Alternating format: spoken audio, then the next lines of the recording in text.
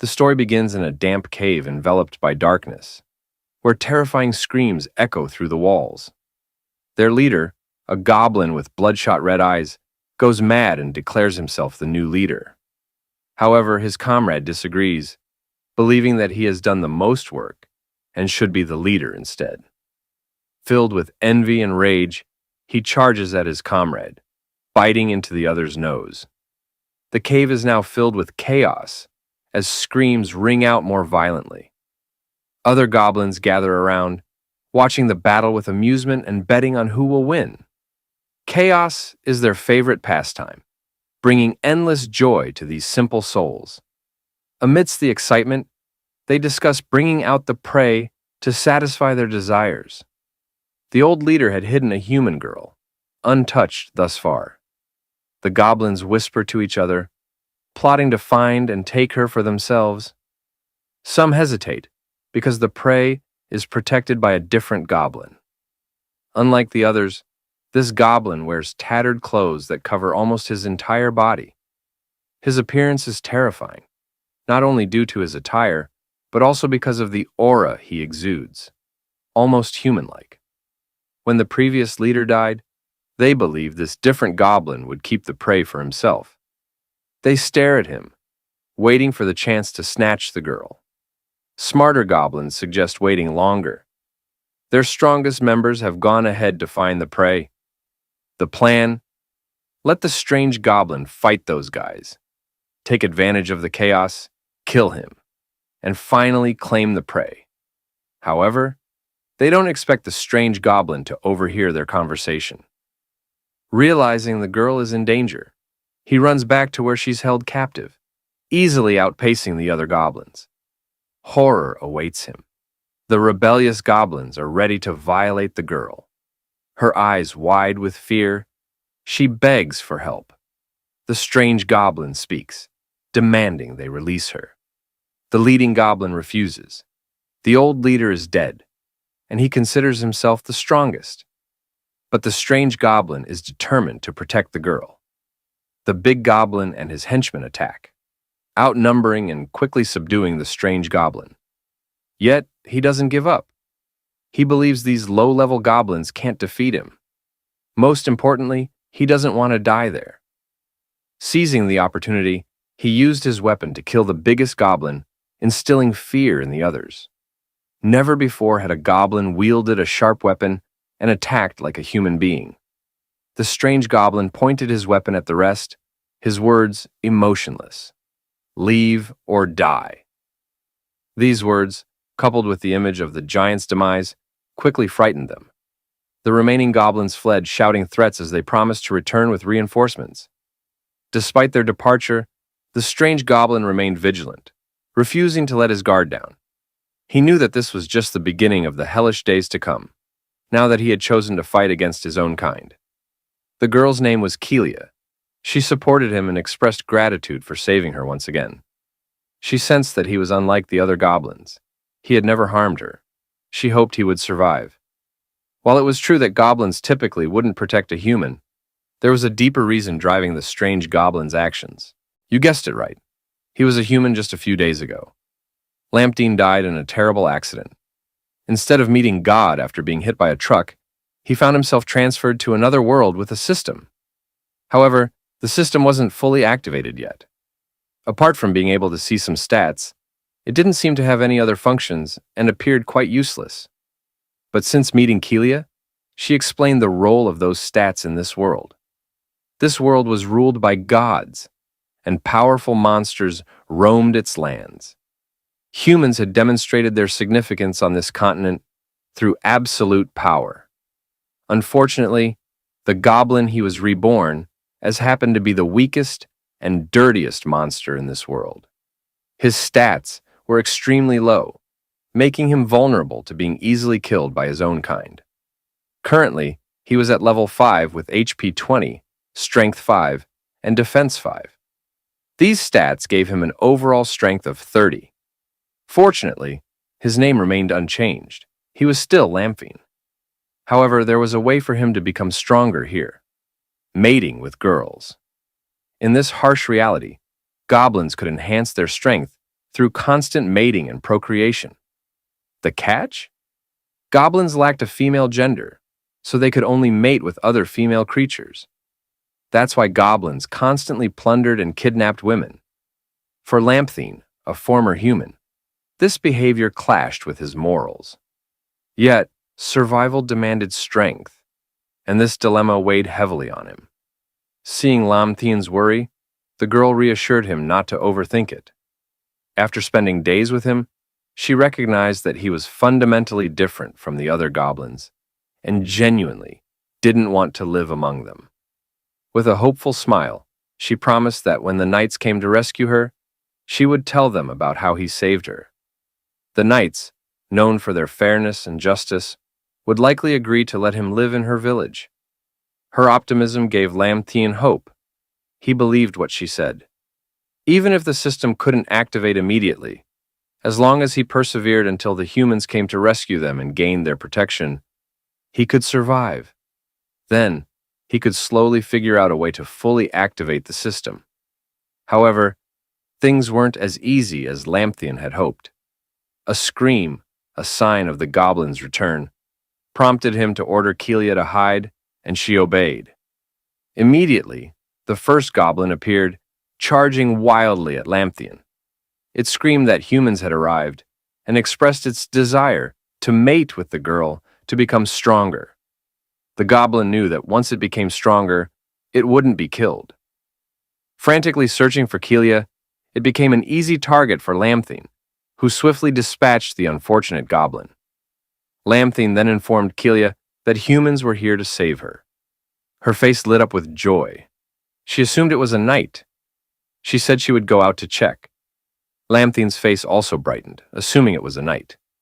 He hoped this was an opportunity to prove his worth. However, his excitement waned when he witnessed the knight easily dispatching the other goblins with sheer strength. The knight didn't exert much effort, seemingly venting his anger at these filthy creatures who had torn his clothes. Lamthine studied the human's stats, utterly surprised. The knight's name was low.Later, level 25, with strength 30 and defense 50. Equipped with platinum armor and an iron sword, he possessed a total power of 400. This was the highest stat Lamthine had seen since arriving in this world, making him question if low.Later was truly human. As Lamthine stood there, amazed at how effortlessly the human dealt with the goblins, Kelia excitedly approached, addressing low.Later with delight. However, Lamthine's joy turned to concern when he noticed low.Later raising his sword to attack Kelia. Reacting swiftly, Lamthine pushed her away from the impending strike just in time. Despite saving Kelia from death, the sudden attack left Lamthine baffled. The Holy Knights were supposed to be here to save people. Why were they attacking Kelia? Lamthine assumed that because the cave was quite dark, low.Later had mistaken the girl for a goblin. But that didn't seem to be the case, as low.Later angrily expressed his disdain for a goblin having dodged his attack. Kelia quickly tried to explain that she was human, but low.Later silenced her. He knew who she was, yet he believed she had been defiled by the goblins and might even be pregnant with their child. To him, it was laughable that someone as filthy as her would expect mercy. Death seemed a more fitting punishment. Kelia begged him, insisting that despite her capture, she hadn't been defiled by the goblins. Then she pointed to Lamthine, explaining that he was the one who had protected her. But unfortunately, low.Later didn't believe a word she said. The idea that a goblin had saved her and wasn't a human enemy was beyond the bounds of a believable story. He raised his sword to end her. Lamthine couldn't believe what he was seeing. He didn't expect things to end so quickly. With no other choice, Lamthine stepped forward without hesitation, pushing Kelia aside and facing low.Later. He hoped there would be enough time for Kelia to escape. Lamthine grabbed his crude weapon and lunged at low.Later. This was an outcome he hadn't expected, but even if he had to sacrifice himself, he wanted to protect the girl. Perhaps this act would prove he was once human.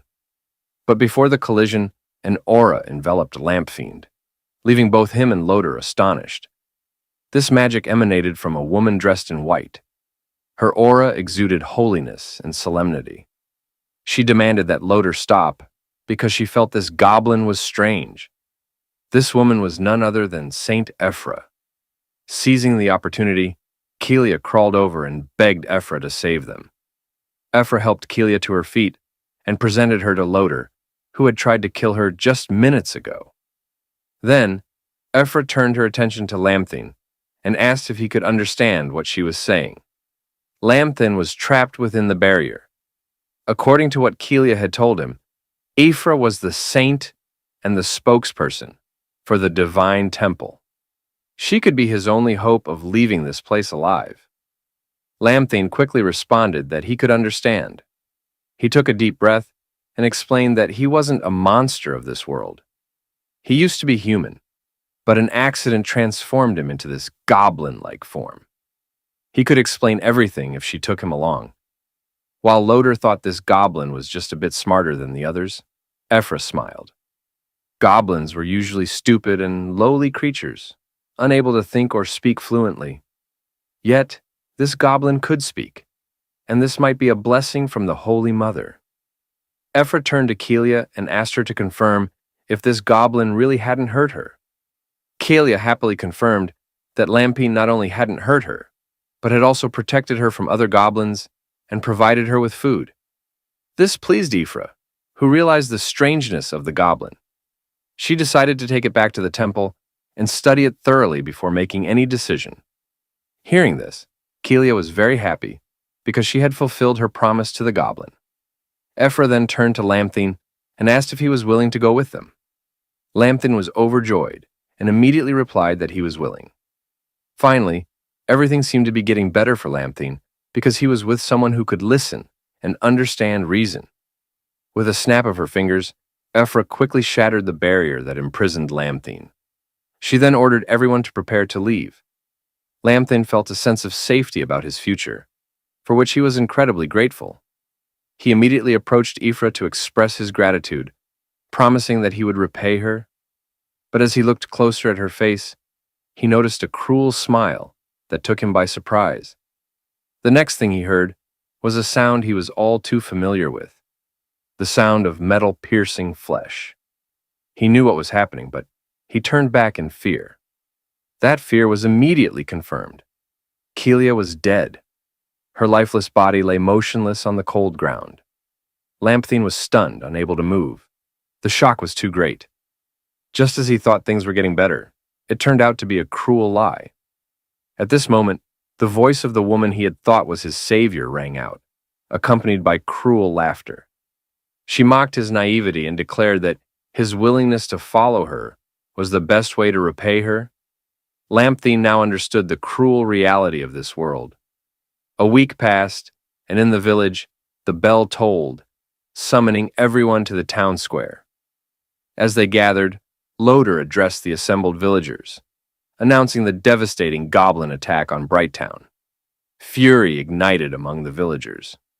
They demanded blood for blood, viewing humans and goblins as sworn enemies, precisely the reaction low.Later had hoped for.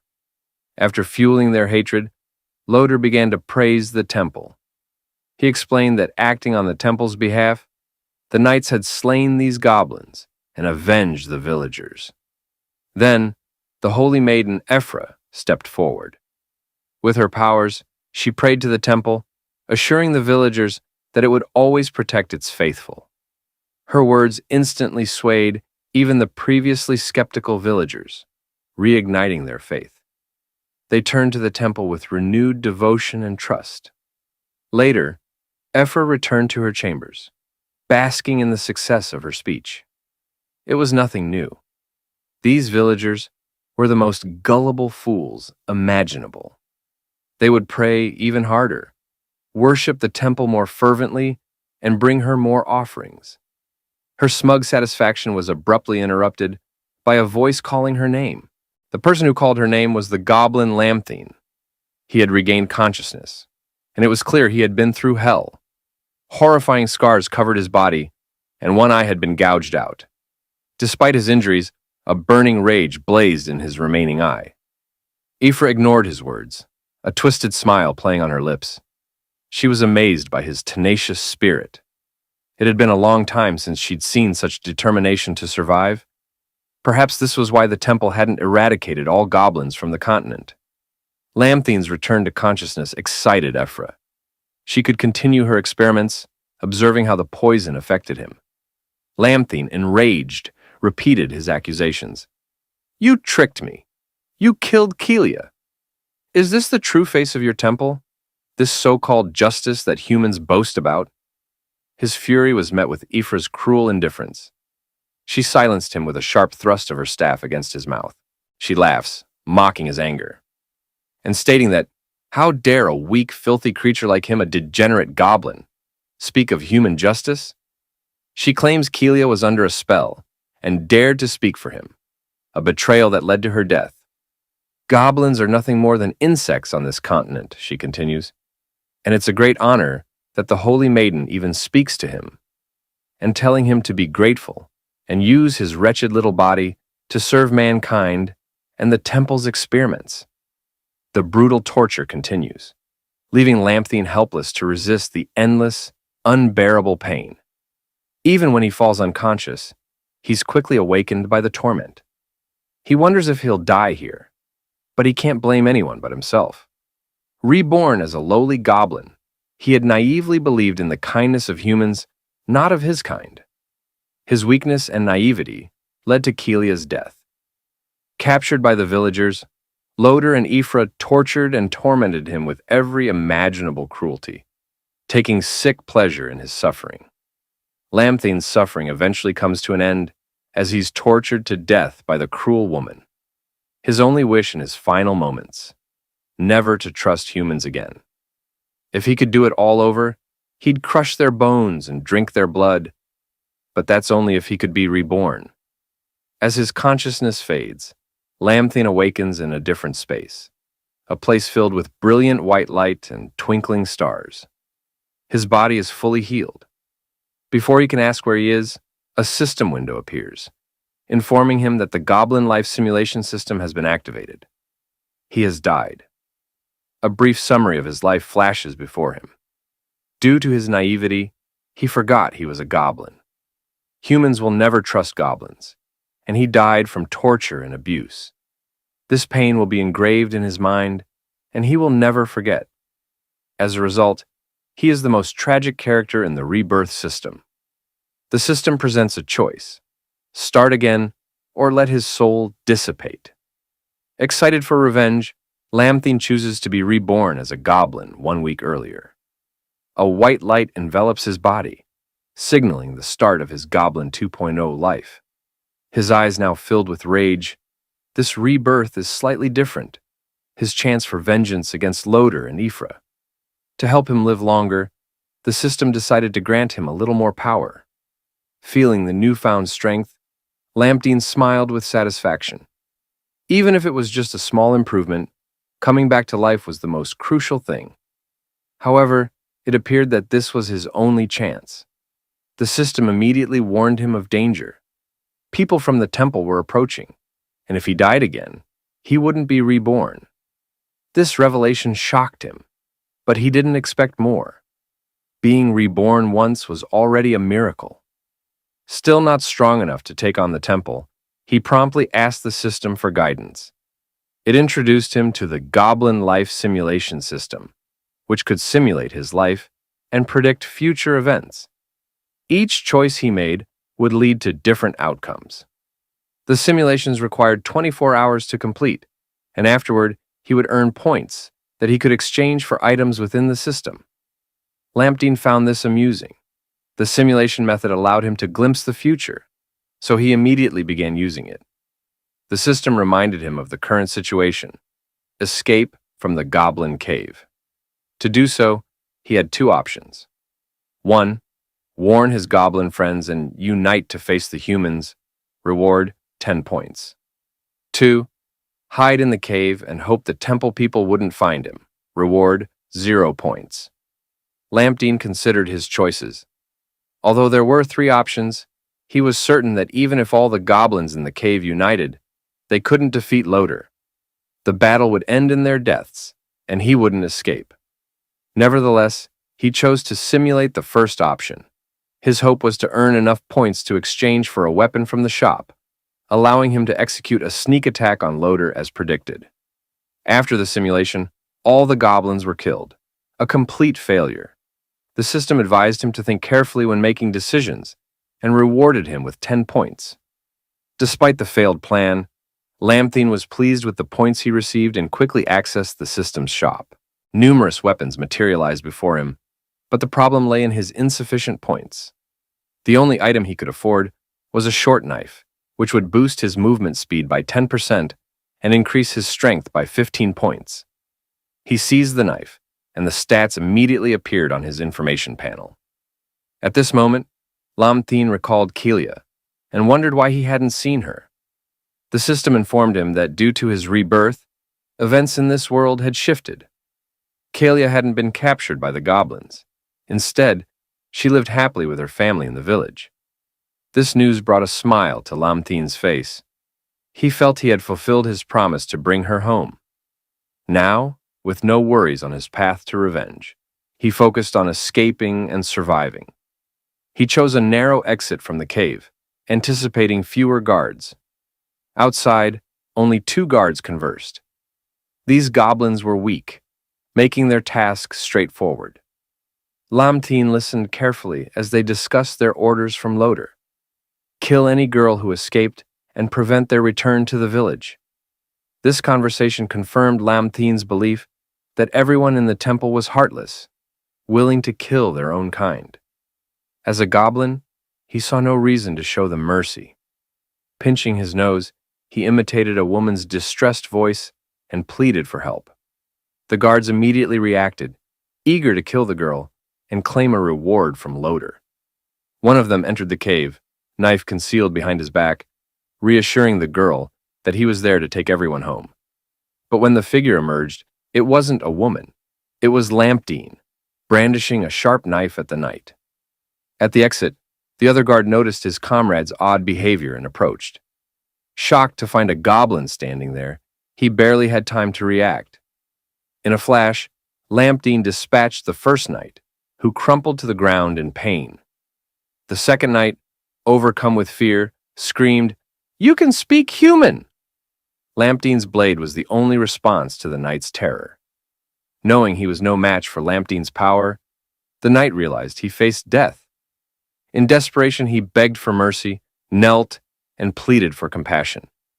He showed Lim Tian a picture of his family, hoping for a chance to return to them. The knight praised Lim Tian's intelligence, claiming he would understand that he was merely following the temple's orders. He insisted he was forced into doing what he did. The knight even offered Lim Tian a bag of gold and a beautiful woman, promising to select the most alluring one for him. However, for a man like Lim Tian, who had been betrayed, these words only fueled his anger. The knight's true nature was exposed. He had planned to use Lim Tian's hesitation to kill him. But it was all part of Lim Tian's plan. He swiftly and coldly ended the knight's life. Lim Tian felt pity for the man's family, but he understood that sometimes ruthlessness was necessary. Evil needed to be eradicated, especially now that he was no longer human. His attention was drawn to a voice coming from the forest. It was low.Later and his men, heading toward them.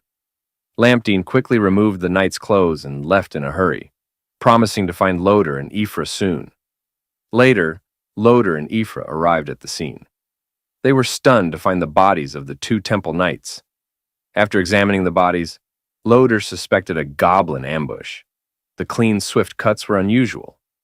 Ifra thought it was impossible for a regular goblin to kill both knights. She believed a goblin capable of such a feat must be a mutated one. Low.Later agreed with her assessment, furious that the knights couldn't handle a mutated goblin, and allowing it to escape was a bad sign. Low.Later, enraged, kicked one of the corpses, while Ifra, her lips licking, couldn't control her excitement and cruelty at the thought of obtaining such a unique specimen for experimentation. Night fell, and the moonlight cast an eerie glow on the forest. Lim Tian panted heavily, relieved to be alive. He had run until exhaustion, but he couldn't afford to let his guard down. He tried to recover as quickly as possible to continue his journey. Realizing they hated goblins so much, he decided to use the goblin way to deal with them. Goblins could upgrade their attributes through mating and cannibalism, increasing strength and creating stronger generations. Lam Tian's mind was consumed with hatred. In this life, he wanted all men to experience only the happiness of death, and all women to kneel and weep at his feet, especially low.Later and Ephra. His thoughts were interrupted by rustling leaves. He grew worried, thinking it might be one of low.Later's henchmen still pursuing him. Without hesitation, Lam Tian stood up and charged at his opponent. The unexpected appearance of Lam Tian shocked and frightened the stranger, who stumbled backward. Lam Tian, too, fell forward due to inertia, but quickly regained his posture. To his surprise, this goblin exhibited characteristics of a female. Why was a female goblin appearing at this time? According to common knowledge, goblins were exclusively male and reproduced through mating with other creatures. Her presence had completely altered Lam Tian's perception. In his confusion, his gaze remained fixed on the female goblin. She, too, seemed to anticipate his actions, quickly sitting up and pleading with him not to harm her. She explained that she had merely been fetching water. This only intensified Lam Tian's worry. How could this goblin converse in complete sentences like him? To find answers, he employed his assessment skill to check her attributes. She was at level 3, but her profession was that of a god's messenger. Her titles included Fallen God and Pure Soul. Her attributes consisted of Blood 10, Energy 2, and Defense 1, along with the skills of Devour and Wild Growth. Her overall strength totaled 10. Lam Tian was taken aback by a special note. When a male goblin combined with a female goblin, they would become the legendary Goblin God. This revelation sparked an impure thought. Mating with her would grant him immense power. As if sensing the darkness in Lam Tian's eyes, the girl recoiled in fear. She revealed that she had been sent by the patriarch to fetch water. Failure to return would result in a beating. Seeing the girl's fear, Lam Tian spoke up, apologizing for unintentionally scaring her. He even patted her shoulder to offer comfort, cautioning her that crying might attract unwanted attention. However, the girl remained unfazed by Lam Tian's gestures. Instead, she was fixated on why he could speak as she did. Her eyes sparkled with excitement. Lam Tian chuckled and nodded. Her curiosity was reasonable. Ordinary goblins couldn't communicate this way. Perhaps she rarely engaged in conversation with others in the tribe. However, Lam Tian's train of thought was once again interrupted when he noticed the girl clinging to his cloak. She praised Lam Tian, explaining that other goblins had mistreated her. This was the first time a goblin had shown her kindness. The girl suggested that Lam Tian return to her tribe with her. Lam Tian was surprised. He hadn't expected a nearby goblin tribe. Still unsure if the people from low.Later were chasing them, he needed to find a safe place to hide. Lam Tian's appearance made the other goblins extremely wary.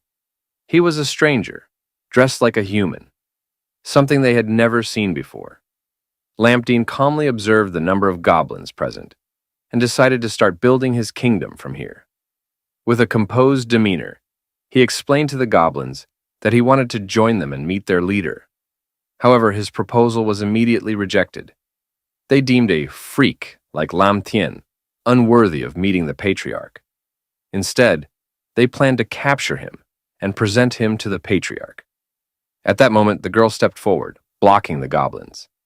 She vouched for Lam Tian, insisting he was a good person.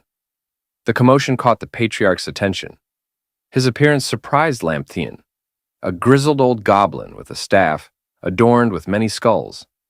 He exuded ferocity, unlike any goblin Lam Tian had seen before. In addition to his attire, the patriarch possessed impressive stats. Level 25, Priest Profession, Blood 102, Mana 29, Defense 17.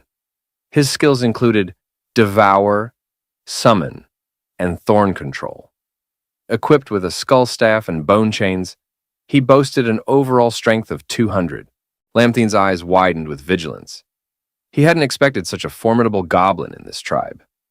As the goblin leader emerged, he approached Lam Tian deliberately. His gaze shifted to the female goblin. questioning whether she had brought the stranger to the camp.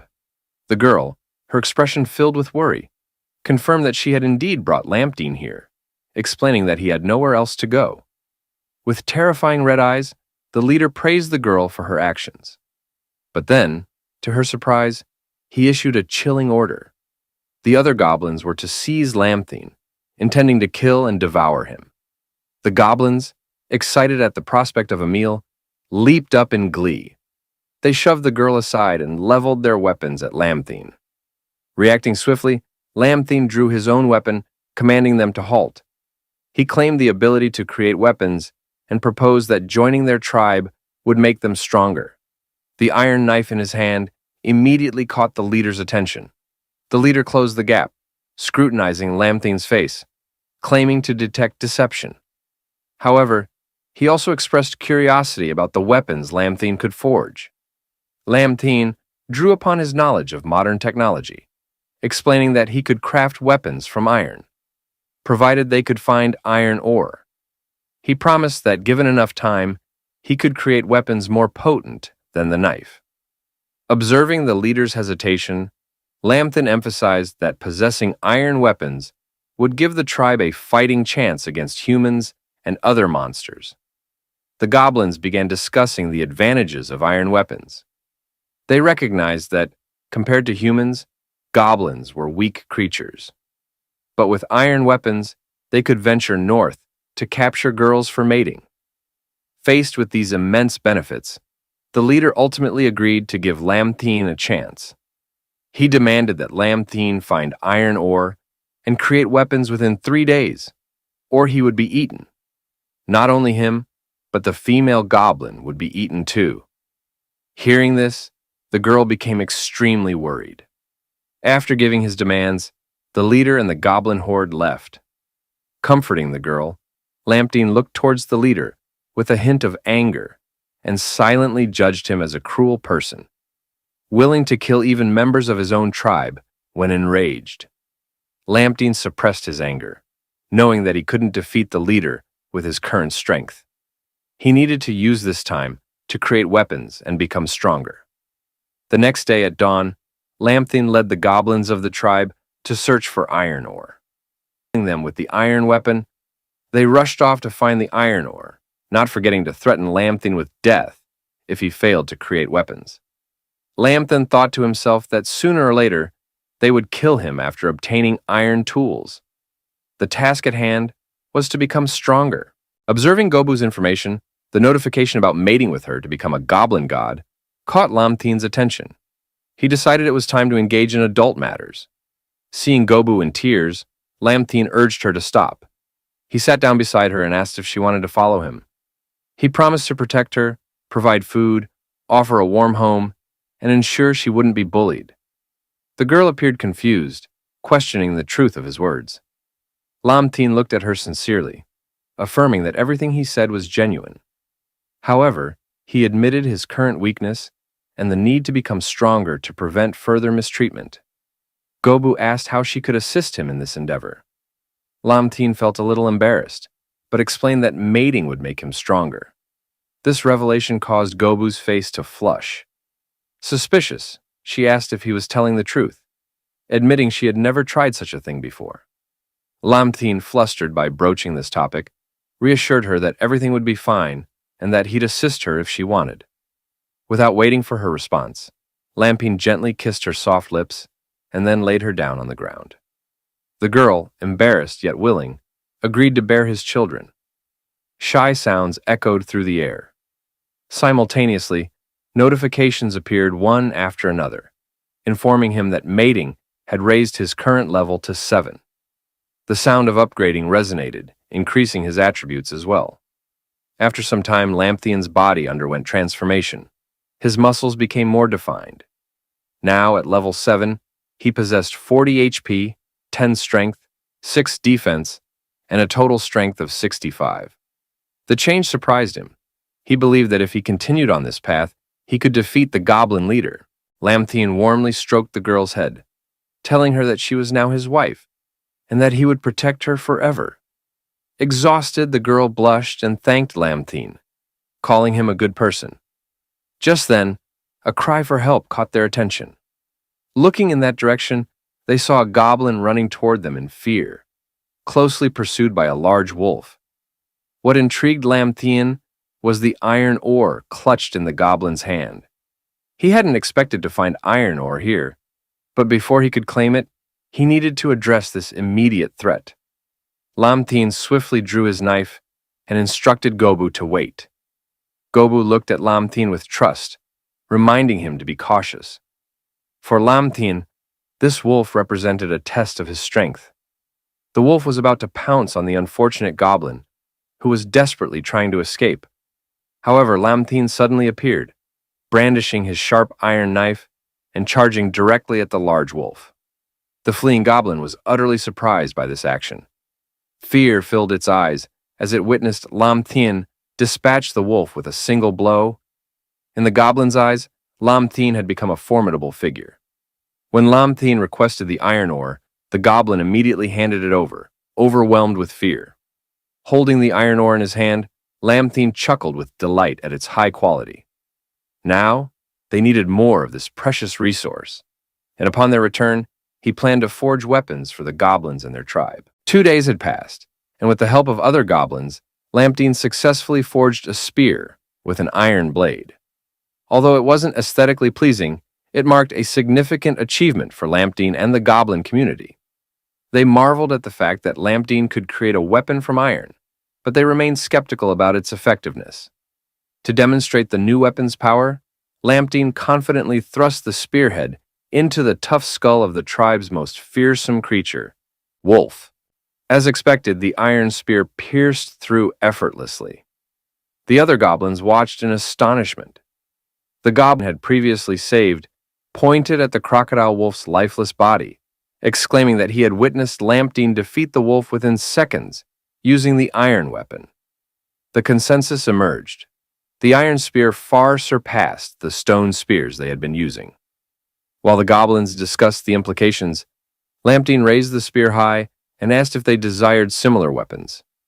Without hesitation, the other goblins shouted their enthusiastic approval, hailing him as a god. However, one goblin remained discontent, the tribe's leader. He seethed with anger, feeling that Lim Tian had stolen his respect.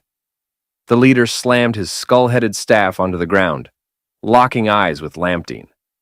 Admitting that Lim Tian's iron-working skills were miraculous, he declared it insufficient for Lim Tian to remain in the tribe. The leader issued a daunting challenge: create 50 iron spears within 2 days. The other goblins hesitated, but ultimately decided to assist Lim Tian. They found the leader's demand harsh, yet they dared not object. Lim Tian, undeterred, laughed confidently. Earning the respect of his peers was a crucial step in his plan. On the day of the deadline, Lim Tian proudly presented 50 completed iron spears. The tribe rejoiced, celebrating his accomplishment. The leader, wearing the same menacing expression and a cunning smile, expressed satisfaction.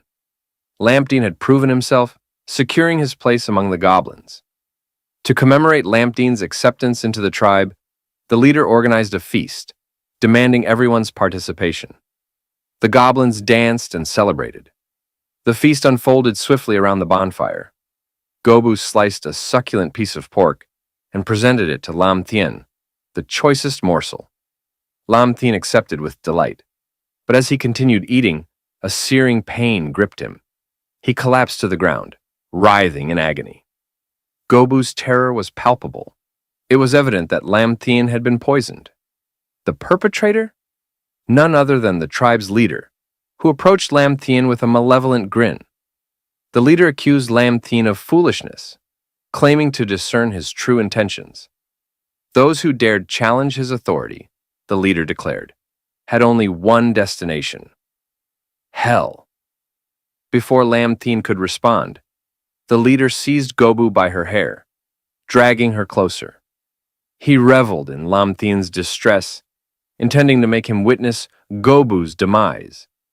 A crimson line appeared on Gobu's neck as the leader's claws pierced her skin.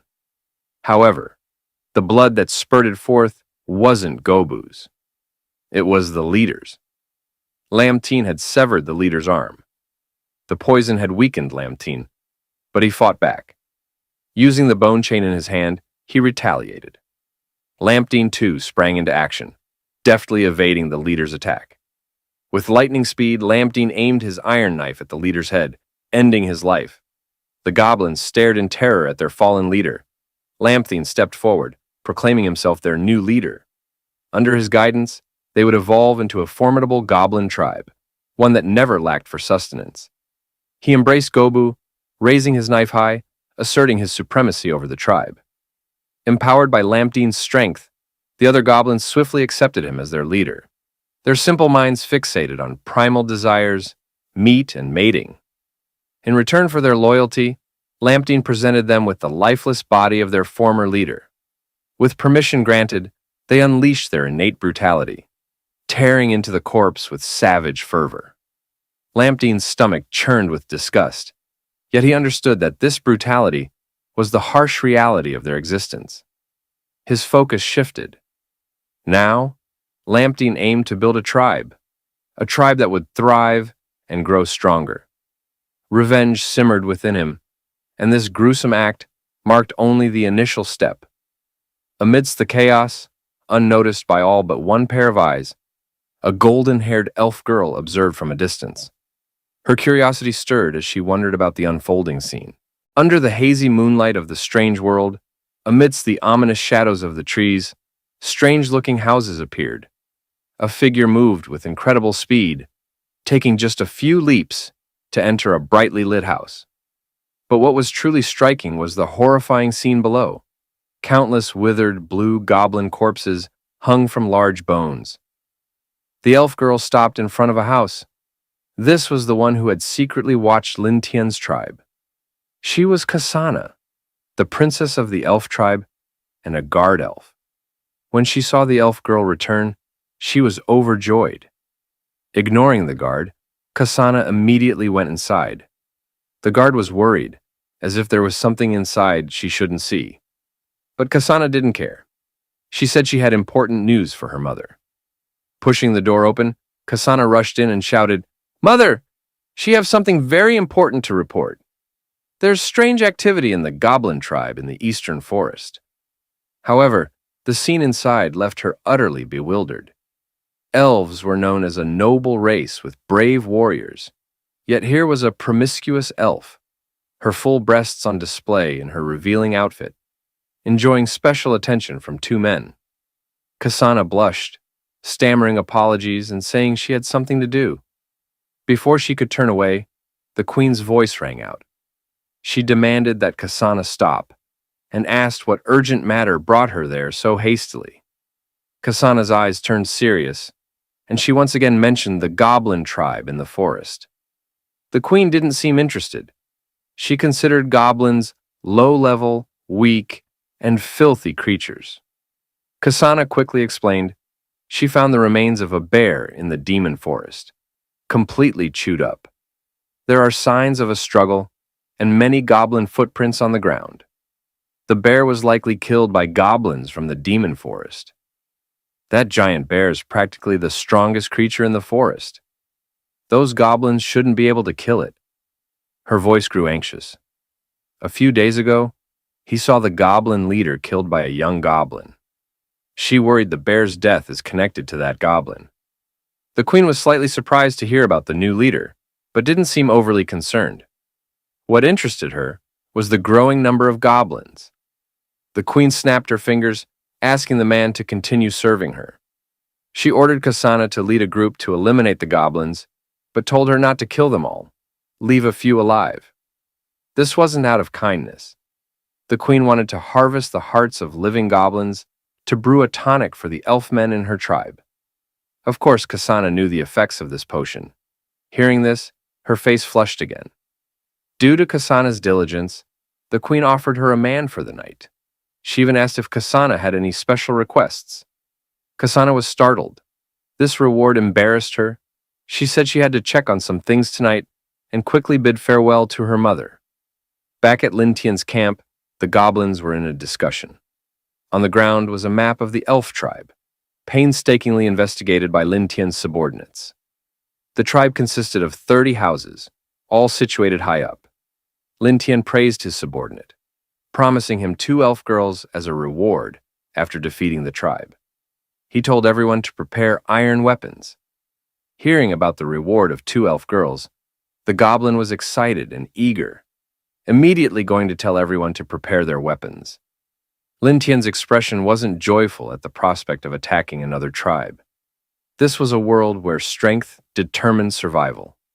If he didn't build his tribe into a force, sooner or later, they would be destroyed. Lim Tian carefully analyzed the situation. There were 30 houses in the village. If each housed 2 elves, there would be a total of 60 elves. Adding the 10 elves guarding the mine, the tribe would have at least 70 people. Looking back since their leader's death, Lim Tian had led the goblins in crafting weapons and hunting monsters, leveling up their abilities. The goblins, under Lim Tian's command, swept through the forest like a tidal wave, slaughtering countless monsters. These monsters, of course, were eaten. By devouring them, all goblins received new skills, such as tusk attacks and skin-hardening abilities, adding 15 points to their defense. Other skills included silent movement and venom production. Not all goblins gained skills from eating monsters, but the tribe's overall strength had improved. Some standout goblins had reached level 18, boasting high stats. Combined with simple iron spears and armor, they now possessed a total strength of 250. Although the average strength of goblins in the tribe had risen to 200, the elf tribe's collective strength remained significantly higher, which made Lim Tian a little worried. Facing a dangerous battle, Lim Tian resolved to prepare thoroughly. He decided to use the simulation system to find an effective attack method. In the simulation, he led a large goblin army to attack the elf tribe, confident of victory. However, they were ambushed by the elves, falling into a trap and getting shot down. Lim Tian himself was captured by the elf leader and hung in the demon forest as a warning to other goblins. The simulation results were disheartening: 0 score and no reward. Lim Tian pondered the phrase, "under someone else's control." Initially puzzled, he soon realized that his tribe was being closely watched by the elves. Closing his eyes, he focused. Goblin's keen senses allowed him to detect anomalies. Strange sounds reached his perception, and looking into the distance, he discovered unusual signs. Meanwhile, the elves hurried back to their tribe, led by Kasana. She couldn't believe that the goblin tribe would attack hers. Initially, she had come with a group to eliminate them. But upon arriving at the camp, she found the goblins had undergone drastic changes, especially after hearing about Lim Tian's plans. Kasana wanted to return and report to her mother, but it seemed too late. The elves were discovered, and arrows flew toward them. Now, injured and terrified, Kasana lay on the ground, surrounded by the bodies of other elves. In the distance, Lim Tian and the other goblins approached with sinister smiles. They were delighted to find a live elf. Despite her attempts to flee, Kasana couldn't get up due to a strange wound, perhaps poisoned by the arrow. Lim Tian, surprised at how easily he had captured her, declared that she had arrived at the perfect time. Coldly, he ordered his subordinates to capture all the elves. Kasana, awakened by an unknown liquid, revealed stunningly beautiful lines in her soaked form. Her dazed eyes evoked thoughts of wicked deeds. The goblins stared at her with undeniable desire, waiting for the opportune moment. Lamthine seized Kasana, acknowledging the undeniable allure of the elf's body. Capturing her would grant them a chance to defeat the elf queen. Gazed upon as prey, Kasana trembled. She attempted to intimidate Lamthine, calling him a coward, and declared herself the princess of the elves. She questioned why he dared to kidnap her and threaten her people. Kasana claimed that her mother's kindness had allowed Lamthine and his goblins to survive. Otherwise, they would have been eradicated long ago. She warned him that if he dared to touch her, the Goblin Queen would annihilate all the goblins present. Lamthine merely sneered at her threats. He flung Kasana to the ground, mocking her claims about the Elf Queen's kindness, while the surrounding goblins echoed his laughter. Pointing to a goblin, he stated that what he had heard from his subordinate contradicted Kasana's narrative. He emphasized that, although his subordinates might be foolish, they never lied. In Kasana's terrified gaze, Lim Tian revealed that he knew her true purpose: to annihilate all the goblins in the forest. He explained that the elf queen wanted to keep some goblins alive, not out of kindness, but for another reason, one he wouldn't bother asking her about. Lim Tian declared that tonight he would lead his tribe to find out. Commanding the goblins to feast on the dead elf and absorb their skills, Lim Tian watched as the simple-minded goblins roared in delight. Meanwhile, Kasana was consumed by fear. Since his betrayal by humans, Lim Tian had become cold and cruel to his enemies. A survival tactic, it seemed. He looked at Kasana with an emotionless expression, announcing that he would personally deal with her. Petrified, Kasana uttered only faint, choked sounds, followed by a scream that echoed through the forest. It appeared that Lim Tian had done something truly horrifying. The system announced that Lim Tian had reached level 30, gaining 50 HP, 10 strength, 10 defense, and the skills invisibility and night vision. In the elf village, from the elf queen's house, came the sounds of moans of pleasure and pleas of exhaustion. Inside, the queen felt heartbroken because her evil desires were not satisfied. She regretted that the last time she did not capture enough goblins to make tonics for these men. 3 men lay collapsed from exhaustion around her. Suddenly, she remembered Kasana and asked if she had returned. An elf quickly informed her that Kasana had left on a mission and had not yet returned, despite being past her expected arrival time. The elf suggested sending a party to help Kasana, which would also provide them with more goblins to kill and further boost the tribe's fighting abilities. The queen granted him full authority to send people to assist Kasana and eliminate the goblins. A voice pierced the silence, announcing that Kasana wouldn't be returning today. These words sent a jolt of fear through the group, a stark realization that they were under attack. The elf man was about to draw his weapon to fight when sharp iron arrows came flying, killing him instantly. The elf queen, with a mix of skill and luck, managed to catch one arrow, but was terrified by the sudden appearance of goblins in her home. Lim Tian and his goblins entered through the window. He announced that he had captured Kasana and that she would soon be carrying his child. Lim Tian even referred to the elf queen as his mother-in-law, declaring that they were now a family. Disgusted by these words, the elf queen was furious and demanded to know what Lim Tian had done to her daughter. Lim Tian pretended to be emotionless, acting as if he didn't understand what she was talking about. This action further ignited the elf queen's anger, and she charged at him, wanting to kill him immediately. However, it seemed that she was exhausted after being served by 3 men, and her attack was like child's play to Lim Tian. He informed her that the elf tribe was currently surrounded, and if she surrendered obediently, he would consider treating them well. The elf queen collapsed to the ground, feeling her body go numb. She couldn't even muster the strength to sit up. Lim Tian informed her that the arrow she had grabbed earlier contained goblin body fluid, which would cause rapid paralysis upon contact. Despite her anger, the queen struggled to rise. Her body, lacking clothing and covered in sweat, became alluring. Seeing his prey in distress, Lim Tian felt intrigued. He mentioned that he knew she had used the goblin's heart as a stimulant.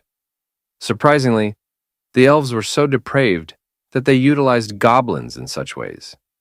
He guessed that she had never imagined a day like this, one when the goblins she despised would seek revenge. Hearing these words, the elf queen felt even more scared. She realized that the person in front of her was the same strange goblin Kasana had mentioned earlier. Screams and cries for help from outside reached the room. The queen asked what was happening, and Lim Tian sneered, saying that things had already begun. Without giving the elf queen a chance to wait, Lim Tian dragged her to the window, allowing her to witness the scene below, urging her to consider surrendering as soon as possible. While under them, the elf village seemed to be burning, flames everywhere, war raging. Goblins mercilessly killed the elves.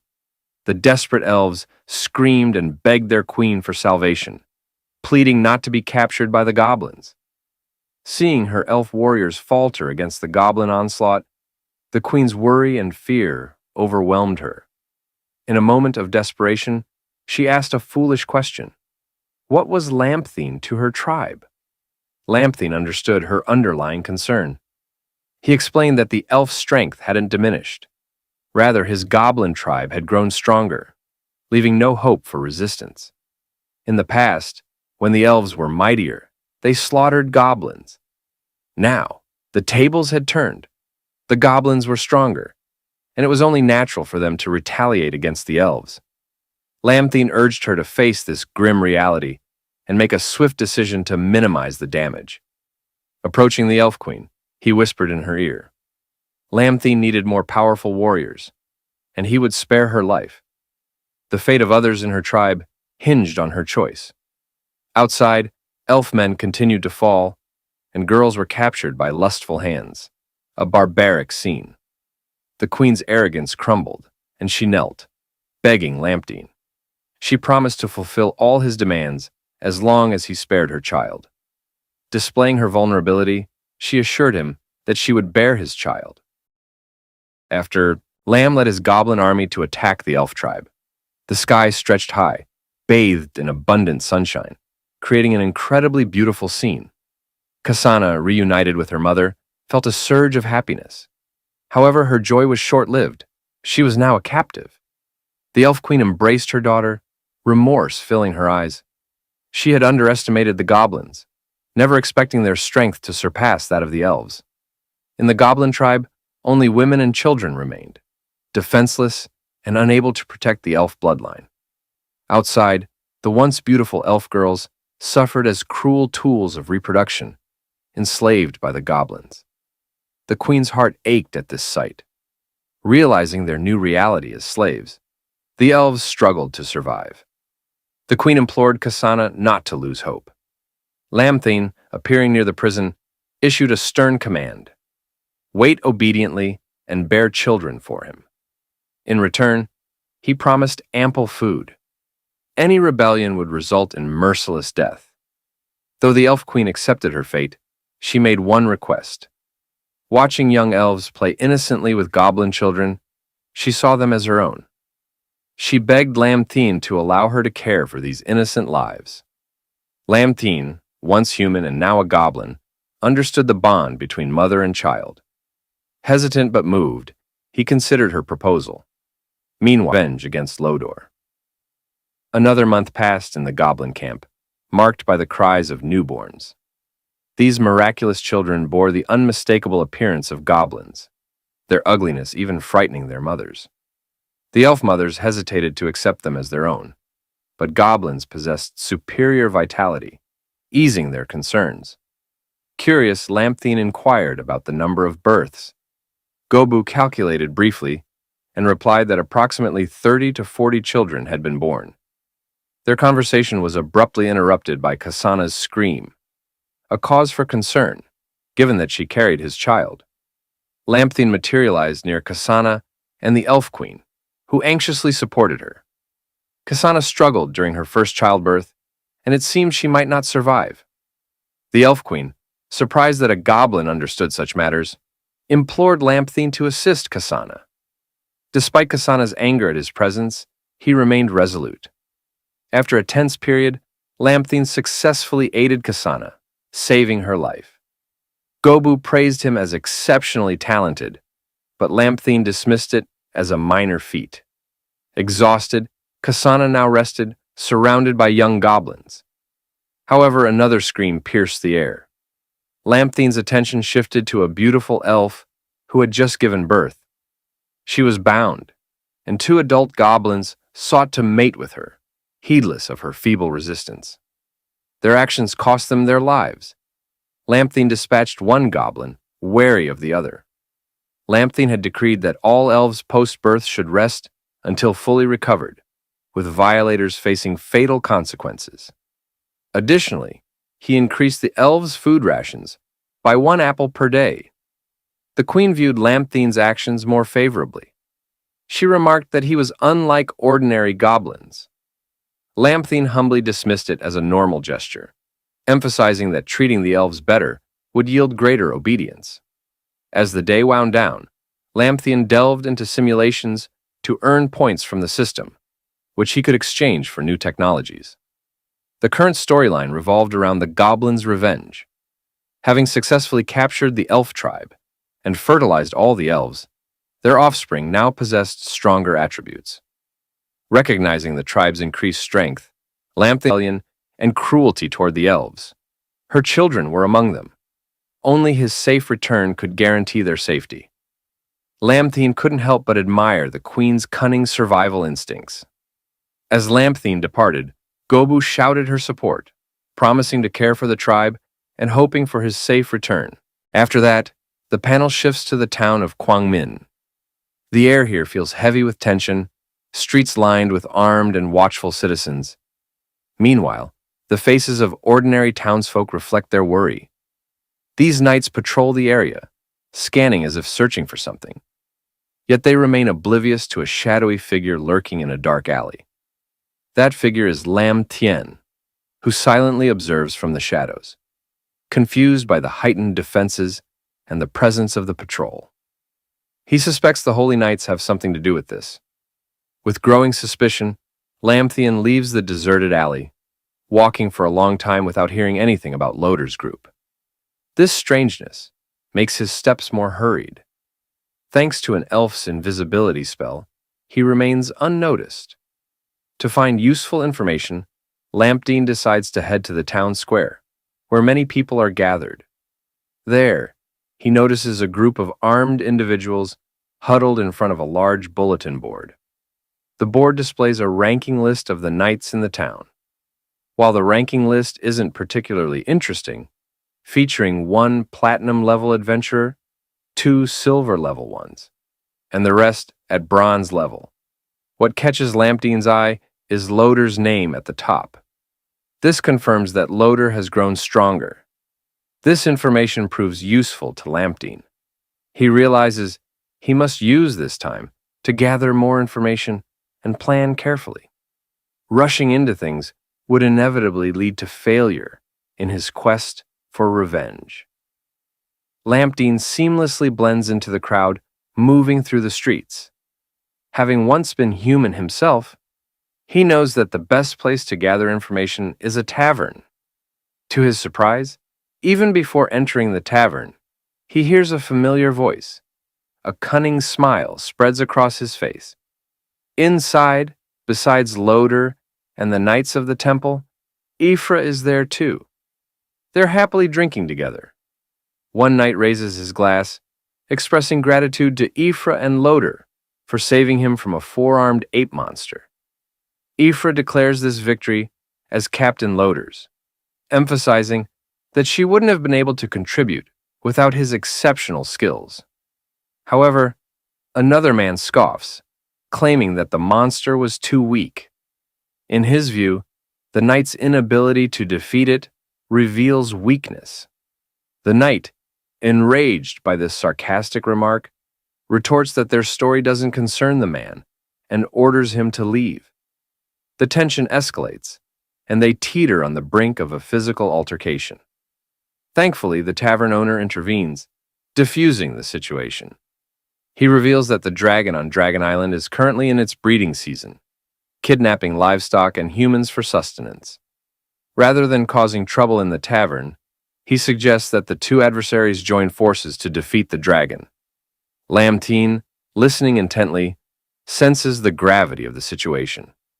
If the dragon attacks the town, the capital's reinforcements won't arrive in time. Even if all the town's adventurers unite, they would struggle against such ferocious foes. Disaster looms over the town, casting a tense atmosphere in the tavern. Breaking the silence, Loader chuckles, dismissing the threat. A few dragons? Nothing to worry about, he says.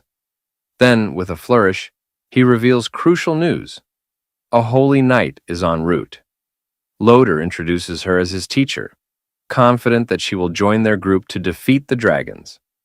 The king need not send an army. Their combined efforts will suffice. The crowd buzzes with excitement, astonished that Loader's teacher is a holy knight.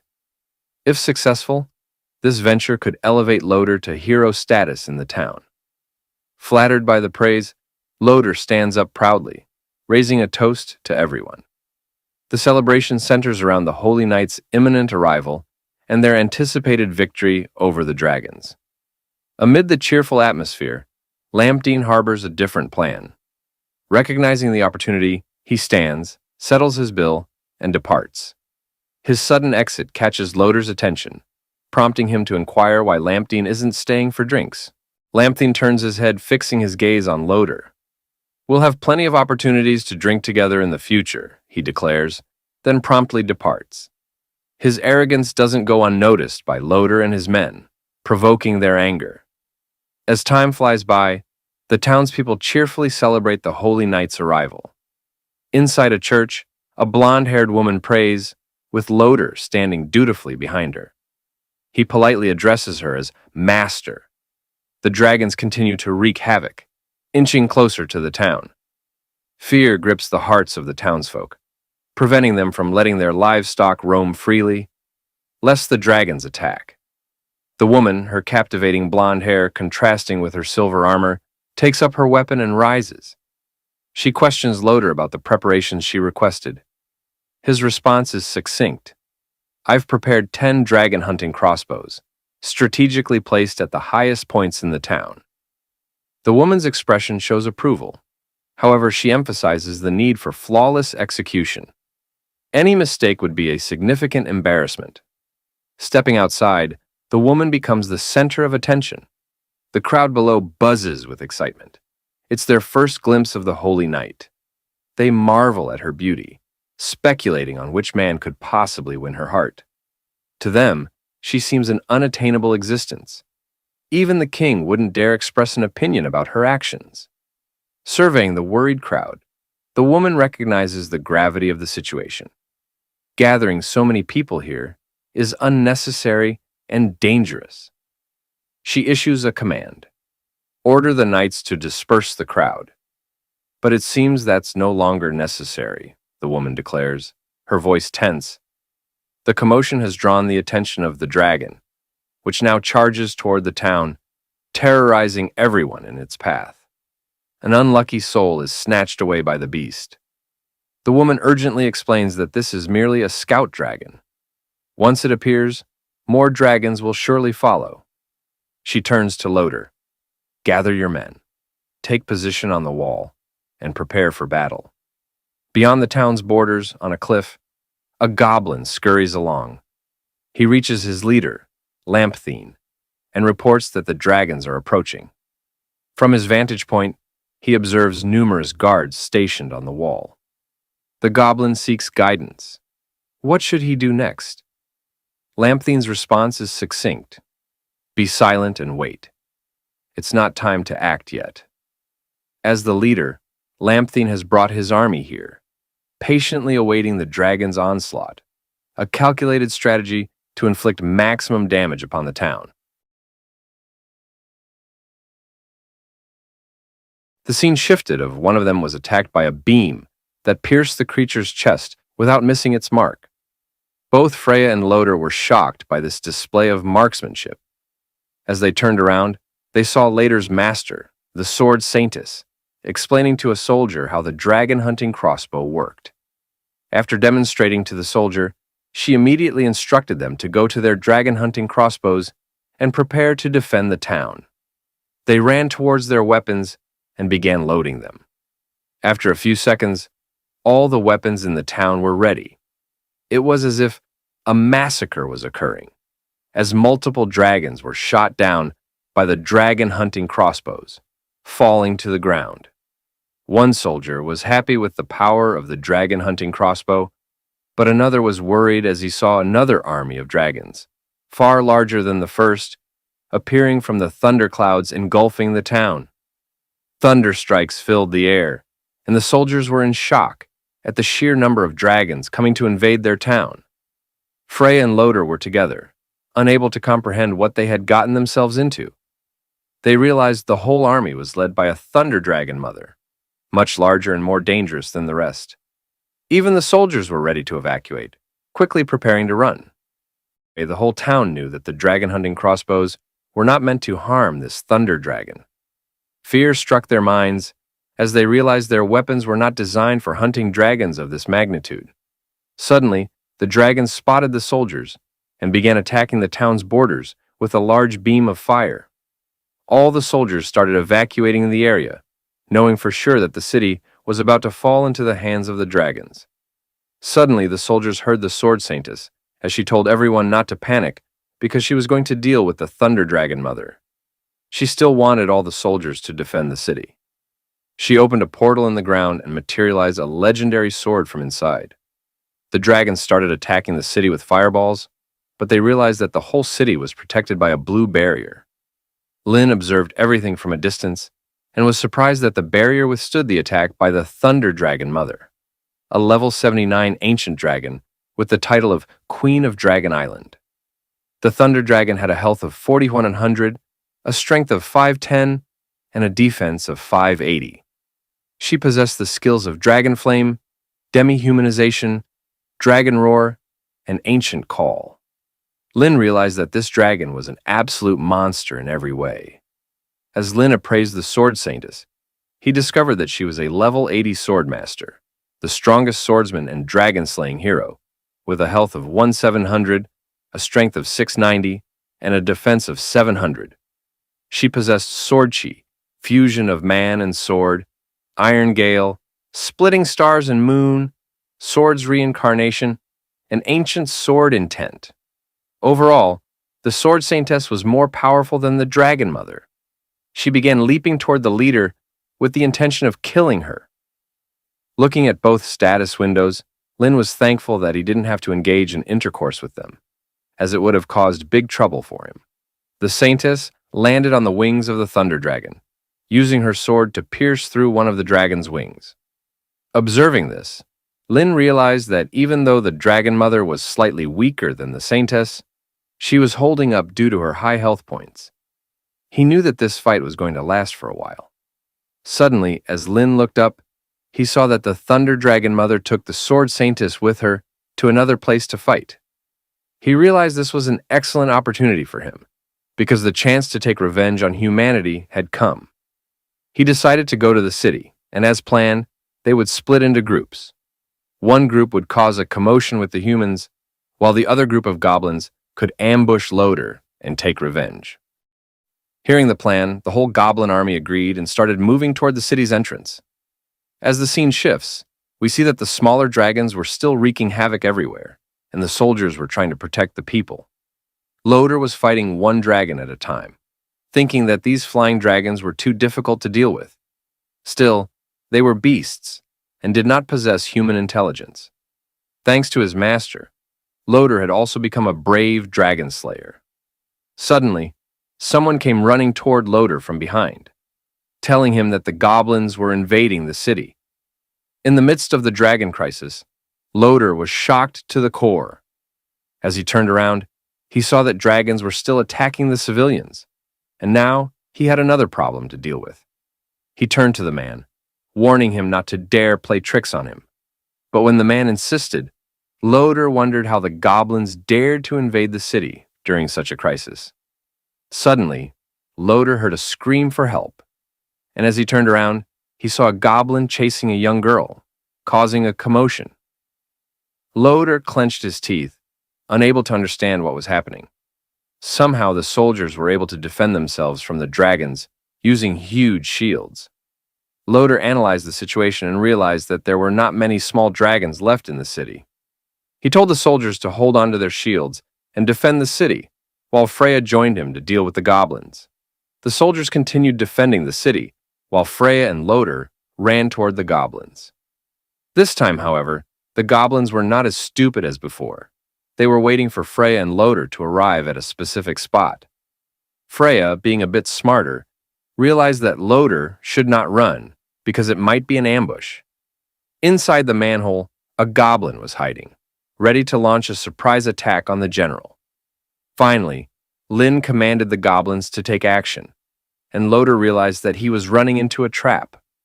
All the goblins captured Freya, while the goblin from the manhole attacked low.Later with all his might and injured his leg. Now, unable to walk, low.Later found himself surrounded by goblins. He couldn't comprehend how both he and Freya had been caught by the goblins, and the sheer number of them was truly surprising to him. The soldiers saw that low.Later was now in the grasp of the goblin army, but suddenly they too were surrounded by goblins, and the soldiers were about to get an unpleasant surprise. A pair of crimson eyes approached the soldiers, and low.Later screamed at them to watch their backs. Before they could react, Lin swiftly cut through their ranks with a clean strike. Both Freya and low.Later were shocked by Lin's ruthlessness as he approached them, laughing and telling low.Later that he never imagined he would catch both low.Later and Freya in one go. The arrogant low.Later still thought he was in control and began hurling insults at the goblin leader, threatening to kill her. However, it was becoming increasingly annoying for Lin to see low.Later's arrogance. He immediately kicked low.Later straight in the face, telling him to assess the situation before daring to speak. Lin moved closer to low.Later as the goblins began tying Freya with a strong rope. Lin ordered his army to take the two captives out of the city using the sewers, while he led others to the city wall to kill the soldiers operating the dragon-slaying crossbows. The entire goblin army agreed with Lin and began transporting the arrogant pair. Meanwhile, the sword saintess heard what was happening inside the city, but was preoccupied with the battle at hand. She quickly realized that the goblins had planned a sneak attack during the crisis. Noticing this, the Thunder Dragon Mother warned her that they were running out of time to take care of themselves. As we take a closer look, we see the Thunder Dragon Mother transform into a curvy human form, fighting the sword saintess with all her might.